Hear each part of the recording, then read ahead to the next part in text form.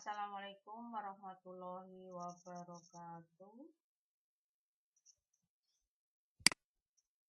Selamat bertemu kembali dengan materi pembelajaran biologi. Pada pertemuan kali ini kita akan membahas divisi Pteridophyta atau divisi tumbuhan paku. Pada pertemuan yang lalu kita sudah membahas materi tentang kingdom Plantae, di mana kingdom Plantae dibagi menjadi 3 divisi. Divisi yang pertama adalah divisi Bryophyta, yang kedua divisi Pteridophyta, dan yang ketiga divisi Spermatophyta. Divisi Bryophyta sudah kita bahas. Dan pada pertemuan kali ini kita akan membahas divisi yang kedua, yaitu divisi Pteridophyta atau divisi tumbuhan paku. Namun sebelum kita lanjut ke materi tumbuhan paku, perlu kalian ketahui tujuan pembelajaran pada kegiatan pembelajaran hari ini. Setelah kalian mengikuti pembelajaran tentang tumbuhan paku, kalian diharapkan mampu yang pertama menjelaskan ciri-ciri tumbuhan paku, yang kedua menjelaskan klasifikasi tumbuhan paku, yang ketiga menjelaskan reproduksi atau daur hidup tumbuhan paku, dan yang keempat menjelaskan peranan tumbuhan paku bagi kehidupan. Berikut adalah ciri-ciri dari tumbuhan paku. Yang pertama, tumbuhan paku sudah memiliki akar, batang, dan daun sejati. Karenanya tumbuhan paku disebut tumbuhan berkormus atau Cormophyta. Kemudian reproduksi pada tumbuhan paku menggunakan spora, sehingga tumbuhan paku disebut juga Cormophyta berspora. Hidup di tempat yang lembab, ada juga yang hidup di air. Ada juga tumbuhan paku yang hidup menempel di batang pohon. Tumbuhan paku yang hidup menempel di batang pohon disebut dengan epifit. Reproduksi aseksual dengan menggunakan spora atau dengan menggunakan rizom. Sedangkan reproduksi seksualnya yaitu dengan peleburan sel kelamin jantan dengan sel kelamin betina. Tumbuhan paku terdiri dari 2 generasi, yaitu generasi sporofit dan generasi gametofit. Generasi sporofit adalah generasi yang menghasilkan spora. Generasi yang menghasilkan spora adalah tumbuhan paku itu sendiri. Sedangkan generasi gametofit adalah generasi yang menghasilkan gamet atau sel kelamin. Generasi gametofit pada tumbuhan paku adalah protalium. Generasi sporofit dan generasi gametofit tumbuh secara bergantian dalam siklus hidup tumbuhan paku yang disebut dengan metagenesis. Dalam metagenesis tumbuhan paku, generasi sporofit lebih dominan dari generasi gametofit. Ini kebalikan dari tumbuhan lumut. Kalau tumbuhan lumut, generasi yang dominan adalah generasi gametofit. Berikutnya, metagenesis tumbuhan paku atau siklus hidup tumbuhan paku bisa diawali dari gametofit atau dari protalium atau dari sporofitnya, yaitu tumbuhan paku. Boleh kita awali dari tumbuhan paku. Tumbuhan paku merupakan sporofit, jadi generasi penghasil spora. Tumbuhan paku menghasilkan daun, daunnya menghasilkan spora.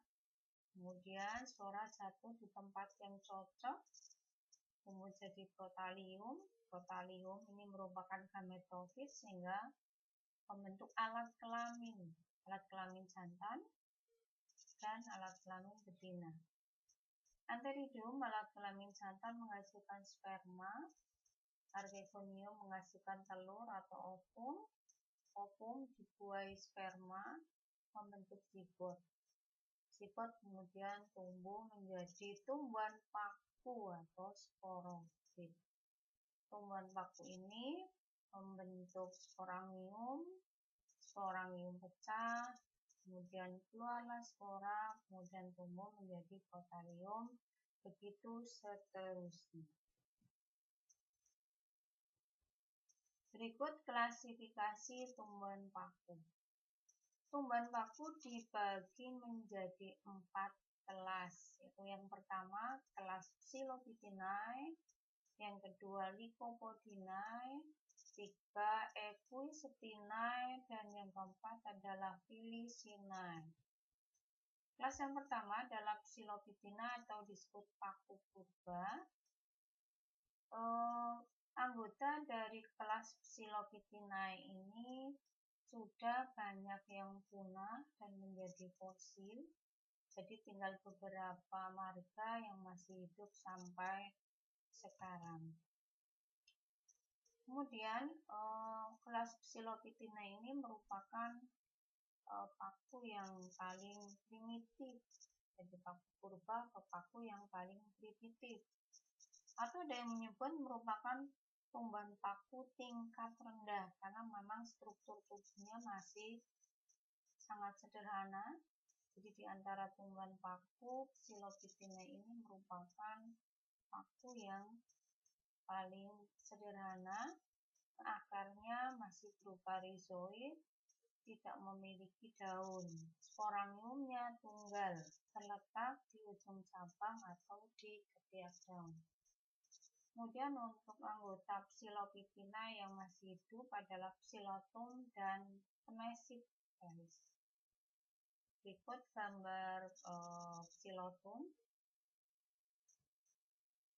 Kelas yang kedua adalah Lycopodinae atau paku kawat dengan ciri-ciri akar batang daunnya sudah jelas, tampak jelas, berupa tumbuhan menjalar di permukaan tanah, batangnya kecil, bercabang menggarpu, kemudian daunnya banyak, ukurannya kecil, sporangium tunggal, terletak di ketiak daun, kemudian daun fertil, terdapat di ujung cabang namanya sporofil. Sporofil terkumpul membentuk strobilus. Contoh dari Lycopodinae adalah Lycopodium clavatum dan Selaginella plant. Kelas yang ketiga adalah kelas Equistinae. Kelas Equistinae ini sudah memiliki akar batang daun yang jelas, batangnya bercabang, ruas-ruasnya terlihat jelas, daunnya kecil, bersisi, kemudian penghasil sporanya disebut dengan sporofil, ada daun sporofil, di mana daun sporofil sama seperti pada Lycopodinae, membentuk struktur yang disebut dengan strobilus, letaknya di ujung bercabangan. Contoh dari Equistinae adalah Equisetum debil, dan ini adalah strobilus dari Equisetum debil, yang merupakan struktur penghasil sporanya. Yang keempat adalah kelas Felicinae atau kelas paku sejati atau paku benar. Akar batang daun sudah sangat jelas, daun yang sudah menggulung. Kemudian di permukaan bawah daun terdapat struktur yang disebut dengan sorus, di mana sorus ini merupakan kumpulan dari sporangium. Kemudian sporangium itu dilindungi oleh sel-sel yang berdinding tebal membentuk cincin namanya anulus. Jika sporangium itu masak, maka anulus ini akan mengerut, akibatnya sporangium pecah, keluarlah spora.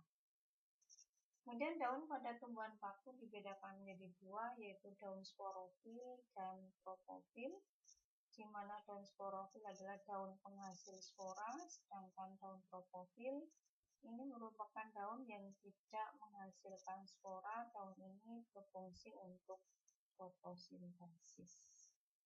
Berikut struktur tumbuhan paku Filicinae. Ini ada dua macam daun, sporofil, kemudian adalah tropofil, ini yang lebih hijau, daun muda menggulung, kemudian seperti batang tumbuh di atas permukaan tanah ini adalah stolon, kemudian ini akar. Dari sporofil di permukaan bawah ada banyak sorus. Sorus merupakan kumpulan dari sporangium. Berikut struktur dari sporangium. Ini adalah dinding sporangium yang disebut dengan anulus. Di dalamnya ada spora. Berdasarkan bentuk, ukuran, dan jenis spora yang dihasilkan, tumbuhan paku dikelompokkan menjadi tiga: paku homospor, heterospor, dan paku peralihan. Paku homospor adalah tumbuhan paku yang menghasilkan spora dengan ukuran dan jenis yang sama.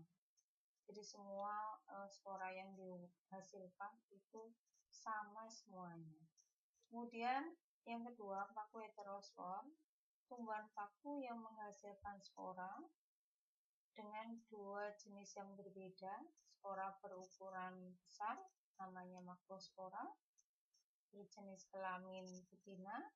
Kemudian spora yang berukuran kecil disebut dengan mikrospora, berjenis kelamin jantan. Dan yang ketiga, paku peralihan adalah tumbuhan paku yang menghasilkan spora dengan bentuk dan struktur yang sama, tapi jenis kelaminnya berbeda. Jadi sebagian berjenis kelamin jantan dan sebagian berjenis kelamin betina. Berikut adalah contoh dari Filicinae. Kelas Filicinae ini merupakan kelas yang paling banyak anggotanya, dan Filicinae ini banyak sekali terdapat di sekitar kita. Ini adalah Dianthum, suplir, paku sarang burung, Asplenium nidus, kemudian Marsilia, ini adalah semanggi. Ini ada yang menyebut sebagai paku druid, ya, Dinoglossum, kemudian Platycerium biforme, ini sebagai tanaman hias. Eprolepis, ini juga banyak terdapat di sekitar kita. Ini adalah paku air, bisa tumbuh di sawah, menyuburkan tanah. Diopteris melignas, ini juga banyak. Spatula cacing, Felis ensiformis, kemudian Pteridium atau paku Dorida. Berikut manfaat tumbuhan paku bagi kehidupan, antaranya adalah untuk tanaman hias, suplir, paku sendal menjangan, paku tiang, dan paku sarang burung. Kemudian yang kedua, untuk bahan dasar obat antidiuretik adalah Lycopodium, sebagai obat cacing, Diopteris melignas, sebagai bahan makanan, sebagai lalap atau sayur, semanggi, Marsilia crenata, kemudian paku Dorida, sebagai pupuk hijau yaitu Azolla pinnata, kemudian sebagai bahan baku batu bara. Tumbuhan paku yang mati nanti akan mengendap dan membentuk sedimen, kemudian mengalami proses kimia sehingga kemudian mengeras menjadi batu yang disebut dengan batu bara. Batu bara ini berfungsi sebagai bahan bakar. Dari materi yang sudah saya sampaikan, bisa dibuat rangkuman seperti berikut. Pertama, bahwa tumbuhan paku merupakan tumbuhan berkormus karena memiliki akar, batang, dan daun. Tumbuhan paku memiliki dua generasi, yaitu generasi sporofit dan generasi gametofit.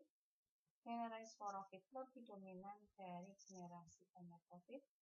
Generasi sporofitnya adalah tumbuhan paku itu sendiri, sedangkan generasi gametofitnya adalah Rhopalium.